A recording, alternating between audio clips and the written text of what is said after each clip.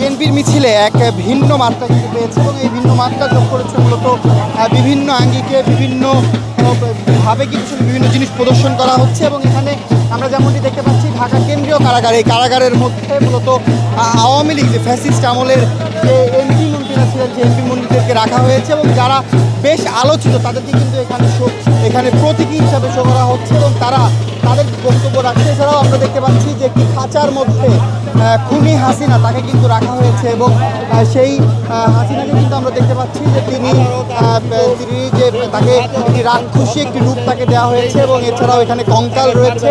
মুক্তিযুদ্ধ দলের পক্ষ থেকে মূলত এই প্রদর্শনীটি করা হয়েছে। এছাড়াও এখানে আমরা দেখতে পাচ্ছি যে গেরিলা যে ফোর্স, সেই ফোর্স কিন্তু এখানে রাখা হয়েছে, অর্থাৎ সেই রূপটিও কিন্তু দেওয়া হয়েছে। মূলত গাড়ির পেছনে লেখা হয়েছে জিআই বাংলাদেশ এবং এখানে আমরা দেখতে পাচ্ছি যে খুদে খুদে বাচ্চারা তারা যে মিলিটারি যে ফোর্স, সেই ফোর্স কিন্তু তারা সেজেছেন। এছাড়াও আমরা একজন দেখতে পাচ্ছি যে তারা কিন্তু এইভাবে করেই বিএনপির যে আজকের যে মিছিল, সেই মিছিল কিন্তু র্যালি কিন্তু সাজানো হয়েছে।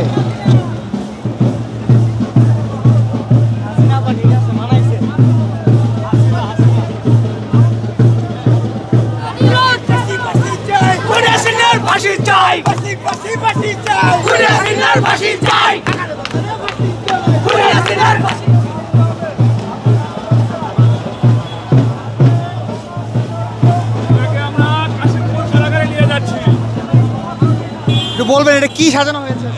এটা হাসিনাকে আমরা ইন্ডিয়া থেকে নিয়ে আসছি, এখন আমরা কাশিমপুর কারাগারে নিয়ে যাচ্ছি। কাশিমপুর কারাগারে তার ফাঁসি কার্যকর হবে এবং বগুড়া সাতমাথায় তার দাফন কার্যক্রম হবে। টানা তৃতীয়বার অর্জন করেছে দেশের সেরা সুপার ব্র্যান্ড স্বীকৃতি বসুন্ধরা টিস্যু।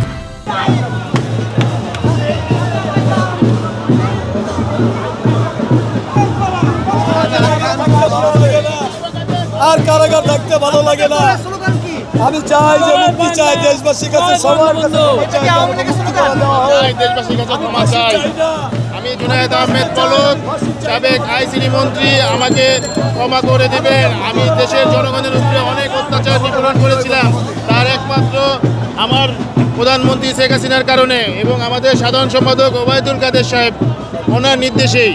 ওনাদের নির্দেশেই আমি এগুলো করেছি। আমাকে আপনি কি চেয়েছেন? আমি ওবায়দুল কাদের সাধারণ সম্পাদক ছিলাম বলে আজকে আমার নেত্রীর নির্দেশে যত অকারেন্স ছিল করছি, আমি নাশকতামূলক যত কাজ আছে করছি, যার কারণে আজকে আমার ভয়ঙ্কর পরিস্থিতি। আমি এই রাষ্ট্রের কাছে, সাধারণ মানুষের কাছে ক্ষমা চাই, আমাদেরকে ক্ষমা করে দিবে যাতে আমরা নতুন জীবন আমরা ফিরে পাই। আরেকটা কথা, আমাদের মতো ওবায়দুল কাদের যেন এই বাংলার মাটিতে আর জন্ম না হয়। সাধারণ মানুষ আপনারা সতর্ক থাকবেন। দেশবাসীর কাছে মুক্তি চাই।